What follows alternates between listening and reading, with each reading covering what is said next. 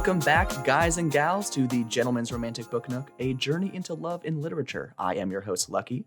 And I am your co-host, as always, Mac W. Monty, broadcasting to you live from Portland, Oregon. That's right, folks. This is the show where we read the wackiest romance novels we can find, from the mainstream to the extremely niche. And hear those jingle bells in the distance. What's that? Oh my god, is it him? Book Santa. Book Santa? He only brings books.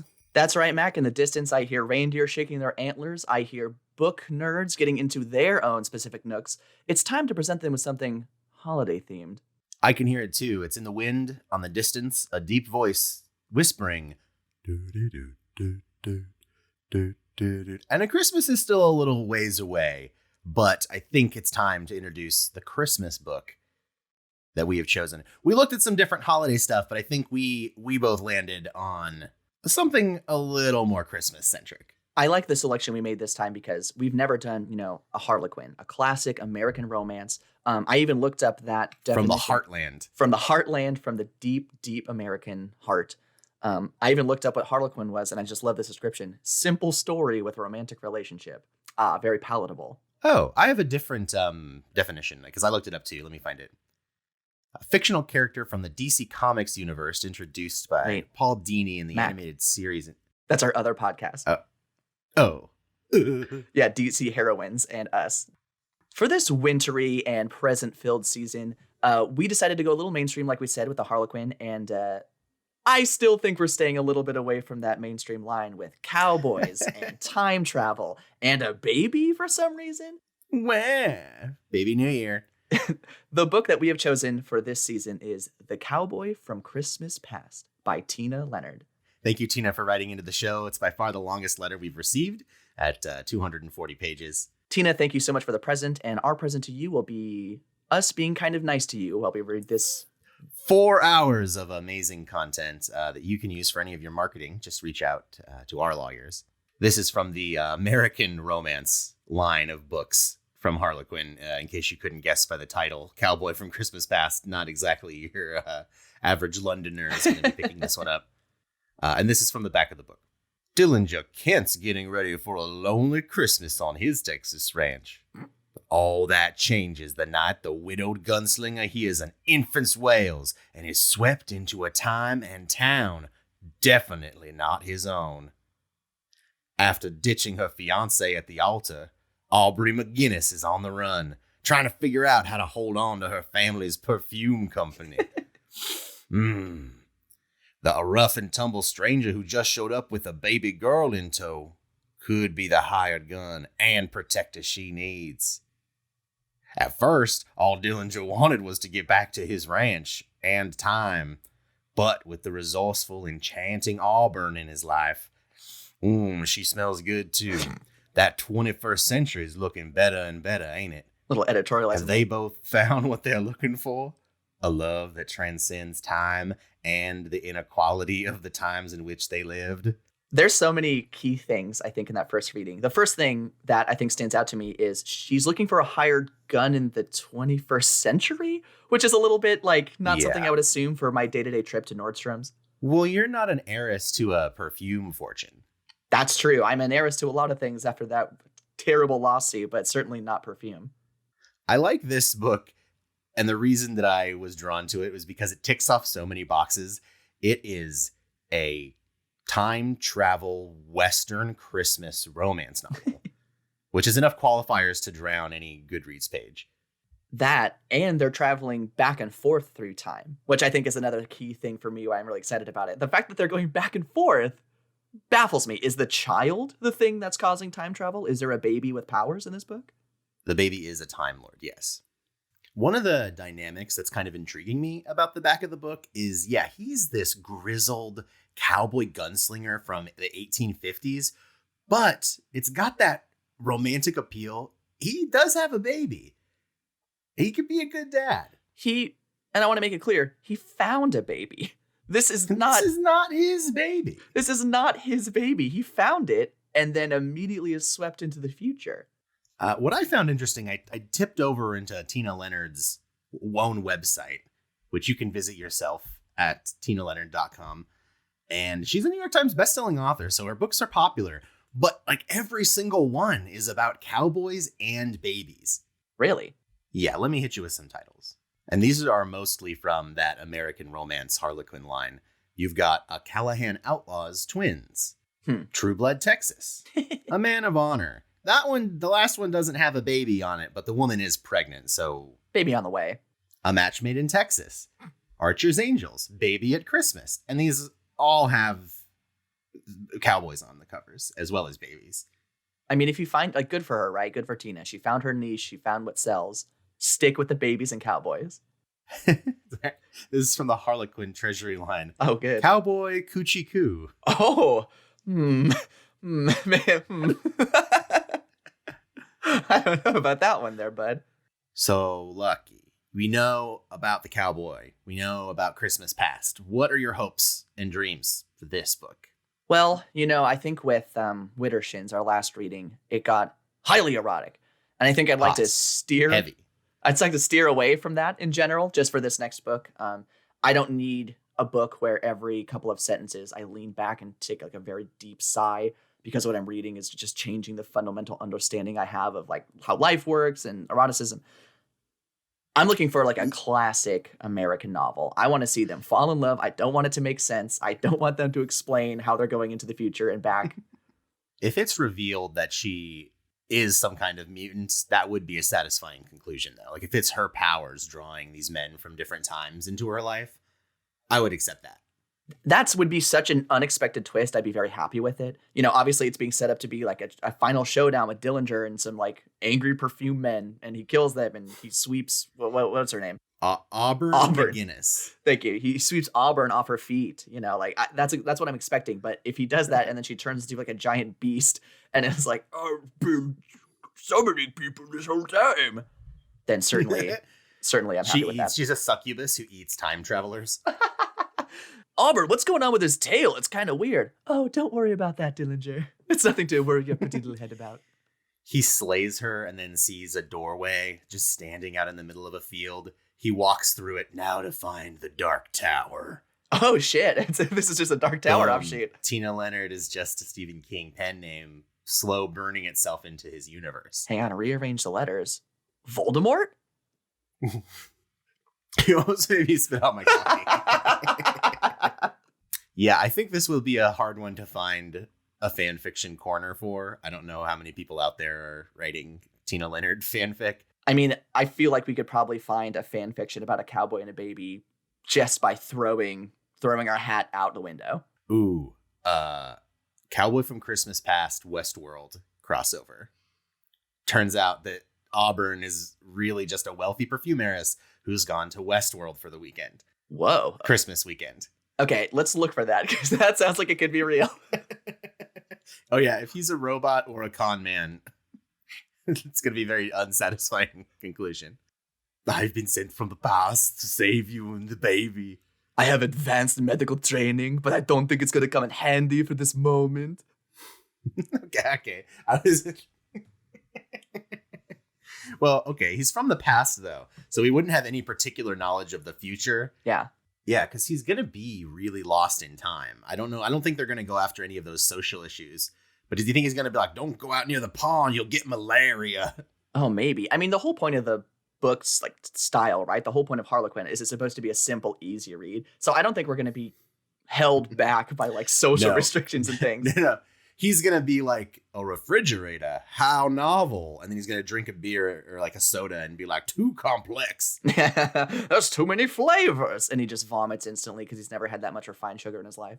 The cowboy on the cover of the book looks very clean cut. I have a hard time believing that Dillinger Kent is actually... That is one attractive cowboy. Yeah, he looks kind of like a bit of a metrosexual, a bit of an urban cowboy, if you catch my drift. I've seen gentlemen like this down in the Rainbow District. I've seen gentlemen like this in a Lil Nas X music video. I've seen Lil Nas X wear that outfit. I've seen Lil Nas X wear this model. Is that Lil Nas X's baby? What the hell? They adopted it together. That's sweet. We get to the end of the book and she's like, Dillinger, you've protected me throughout this entire Christmas season. Stay here in the year 3000 AD and become my techno prince. Right. And he's like, oh, slow down there, Pilgrim. Oh, I've realized that I'd rather be a pansexual spaceship. I like the idea of this cowboy in the future, like walking into a Best Buy. And what in tarnation is this? Sir, that's a washing machine. Pulls out his gun. Not for long. Cleans clothes without a woman's hand. Black magic. You said this was a Game Boy? Sir, I don't know what you're trying to sell me, but I don't buy it. This looks like the work of the devil. The book, I think, will be enjoyable because it's guaranteed in her bio. If you go to her website, the last line is, Tina Leonard is known for her sparkling sense of humor, endearing communities, snappy dialogue, and memorable characters that include sexy hunks with attitude and heroines with plenty of sass. Join her at tinaleonard.com, which is the website on which I am viewing said bio. Well, that's okay. Interesting that she would include that there. It would probably link you back to the front.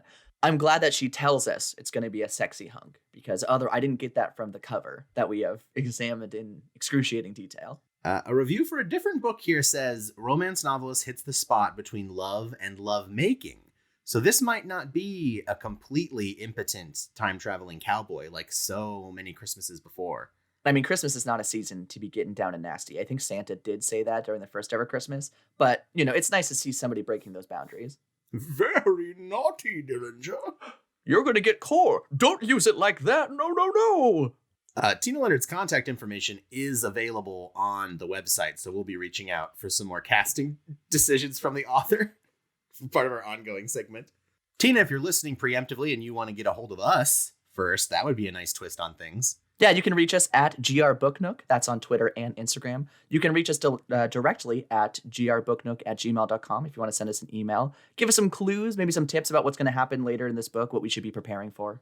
Hunky Cowboys, if you're listening to this from the future, feel free to come on back and visit us. And if you visit us, please leave an email in my inbox right now that you are back and visiting and listening. Hang on. Okay, so no hunkies cowboys, but that doesn't cut out hunky other people. Hunky time-traveling bakers. Ba-ding! Oh, I just got 10 emails. While we are very excited about our selection for this holiday season, there were a couple of close contenders that I think we would like to bring to the table just to chat about a little bit. 2 books got very close to being our selection, but maybe something that you can read on the side because we know all of you out there are reading along with us. The first book that was giving us a good ruffle, a good hearty chuckle, was a book called I Saw Daddy Kissing Santa Claus by Debbie Rawlins. This book features Noah Spencer feeling like a fool sitting on Santa's lap, but his 7-year-old daughter, Mindy, had insisted. However, when he noticed that this Santa had padding in unexpected places, he wasn't so anxious to leave, especially when the only thing he wanted for Christmas was a new mother for Mindy. Where could that padding be that would be unexpected? I feel like you see a female Santa and you know it's probably a lady Santa. The obvious solution is that she patted her crotch. And where he was expecting there to be a giant boner, there was instead some padding. And he realized, oh no, this isn't a horny Santa. This is just maybe a perverted lady Santa, which is better. Better, not perfect. That is an incredible sense of like your butt, right? I couldn't tell you if somebody, okay, just bear with me here. If somebody blindfolded me, okay, I promise it's going to place. Somebody blindfolded me and slipped a couple of objects into my back pockets. I certainly couldn't guess what they are. I do not think I have that ability. I'm not going to play this game with you again, Lucky. Come on. You told me once per book we get to play what's in your back pocket game. Oh. Here's the blindfold. It's just going to be golf balls again. It's always golf balls and one egg. I like the book title, especially I Saw Daddy Kissing Santa Claus, because it does set you up for a man-on-man romance. Nope. No, this is a lady Santa, and just based on the further description of the book, a homeless lady Santa who is just really charming and looking for a place to stay. That does set up for some interesting drama with the guy's daughter, where if he wants to tell his daughter who her new mother is going to be, he has to also tell her that Santa's not real. Oh my God. I didn't even think about that. Like, that's got to be at least a third of the book is trying to navigate around the daughter. Like, oh no, Santa's real. She just has a job, I promise. Or he finally proposes and marries her at the end, and then Christmas ends, but then he realizes that she just likes dressing up as Santa all year round, and it wasn't like a December gig. That's her only outfit. She's got 12 others that look exactly like it. She's got her sleep suit, her walking around suit, the workout suit. All the same, though. All the same. All with the padding. I like the idea that at the very end of the book, he marries her, they spend Christmas together, but then the next day, the news is breaking that no toys in any home across the world, Santa's disappeared. The real Santa comes and sues her for identity theft. They fight. They fight on the roof of the home she was trying to win at the very end. And he realizes Santa. That, oh God, and it has to become him. Oh, wait a minute. Tim Allen. She kills Tim Allen. That's a book. It certainly is. But rejected on the grounds of creepy dick pad Santa. Yeah, Dick Pad Santa wasn't really doing it for us. Sounds funny. Give it a read if you're feeling in the holiday spirit, but not for us. Reject number 2 comes to us courtesy of Zara Xenia. Thank you, Zara. This is a great book. I love books where the title just tells you everything you need to know. And that's true with this book called In Love with Alien Santa Claus. I highly encourage you to head over to Goodreads to look not only at the cover, but at the description of the book. Cover's great. It's got this bear like Daddy Santa. He's got red skin and a sexy gray beard, 6-pack abs, and pecs from here to hell.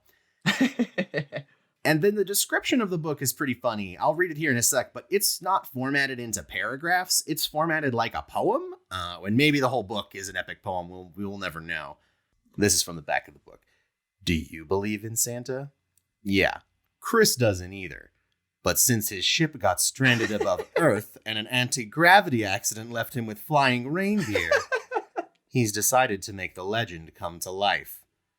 The presents he brings aren't the traditional dolls and rocking horses. No. Instead, he finds kids who need help. Serious help, and gives it to them. Cancer, cured. Houses, fixed. Jesus. Parents, healed. There's one little girl he helped years ago who he's kept tabs on, and she's grown into a beautiful woman. Ew. He's forced himself to keep his distance, but when an equipment malfunction gets him stuck in a chimney, Blitzen brings her to his rescue. What? Will she be able to accept him, or will the truth of his identity drive her away? In Love with Alien Santa Claus is a standalone science fiction holiday romance story that features a loving human female and a generous alien. This page-turning science fiction romance story has no cliffhanger, no cheating, and a guaranteed happy ending. The fact that there's a tagline in it that lets us know exactly what's going to happen in the book, I think is so refreshing and tasty. So many books, every book should have to do that. There's not going to be cheating. There's definitely going to be penetration. Just tell me what I'm going to see in these romance. I love just a bullet list. One thing that's not divulged in the back of the book, but is in this first 1-star review, is I'll read the whole review. It's only 2 sentences long. This is from Steven on Goodreads. Wow, what did you ladies just make me read? Awful writing, terrible character development. But I am jealous of Chris's ability to alter his length and girth at will. That would come in handy. Okay, thanks, Steven, for your commentary there. And then a capital P, so we know that that's just fun and flirty. Yeah. So I think that for me was the reason that I turned away from this book, because of the eroticism we had in Wittershins. The idea that we were going to see this alien transforming his wiener around did make me kind of well, we did kind of see this recently. Well, and there's nothing more romantic than wooing and falling in love with a girl you've known since she was a child. Ugh. Oh, yeah, that gives me the big yuckies on that one. And there's a certain power dynamic there with Santa in general, falling in love with people whom he knew when they were kids. But this, he cured her mother's cancer or something in the past, some huge problem that got solved. That's a power dynamic that I don't know if you can overcome simply by growing up and having a hard-on for Santa. It would be like a childhood crush, right? But then Santa indulges in it, and then those are the murder mysteries you see all the time after 11 p.m. on CBS. Another reviewer is very upset that Santa in the book is not red like he is in the cover of the book. And I gotta say, if this book is gonna lie to you on the cover, then I don't know what to believe anymore. How dare they? They're giving such a powerful image that this alien is cut from granite or some space rock that we've never heard of. The rest of their review is pretty positive. They gave it 4 stars, but I guess they docked him 1 star because they weren't accurate to the cover of the book. The concept of this alien Santa then curing cancer and causing all of these miracles and stuff. What a crazy world to live in. I couldn't even imagine this world where it's the time of year where Santa's coming. Put your sick folks underneath the fireplace. he's solving incredible issues. House is fixed, like a disaster happens, and then the night over Christmas, like all of the East Coast after a hurricane is fixed. Incredible. This is a scary world to live in. Yeah, Grandma disappears 3 days before Christmas. Christmas morning, you wake up, there's a giant box beneath the tree. Grandma's inside, cancer cured. But pregnant?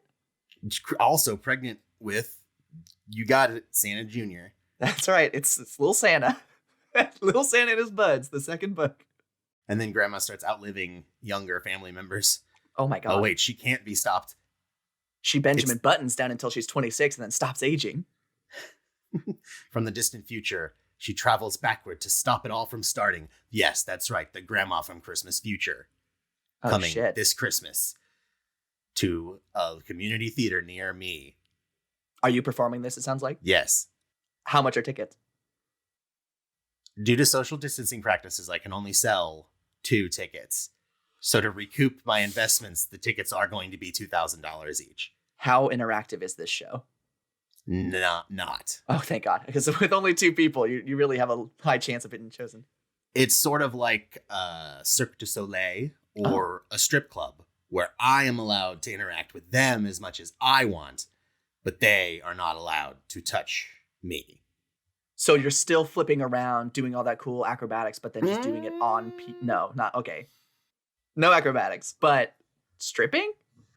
Lucky, pre-orders are up on the website, grdn.com. You can find those and other projects. Well, I think that brings us to the end of the first episode of the Cowboy from Christmas Past. Looking forward to dive into it. Mac, do you have any end of show notes for us, for our listeners? If you want to read along with us, pick up a copy of The Cowboy from Christmas Past by Tina Leonard at your local bookstore. We're reading the first 6 chapters, and we'll be back with that new episode on December 4th. I'd like to give a shout out to Twin Musicom for the use of their song Hip Hop Christmas. Obviously, we love the dancey. We love the Christmas. We're keeping it in the season. This is Christmas music. This is what Christmas music is. Everybody tell Mariah Carey. Tweet at her. From GR Book Nook. Mariah, if you're out there, I'm so sorry. I'm dreaming of a hip hop Christmas, Mariah. Take that. Yeah, I'm sure she's released like a bunch of other Christmas music. She's like, well, great. Then you'll love this hip hop remix of All I Want for Christmas Is You. If I would, okay, I don't want to say if I was Mariah Carey because I think we all carry a little bit of her soul within us. The part of me that's Mariah Carey would not miss capitalizing on the idea of country Christmas, techno Christmas, gothic Christmas. I mean, everything. There's so many different layers we could add to this. Organ only Christmas. Oh, yes. Oh, Mac, I'm in the spirit. This is amazing. I feel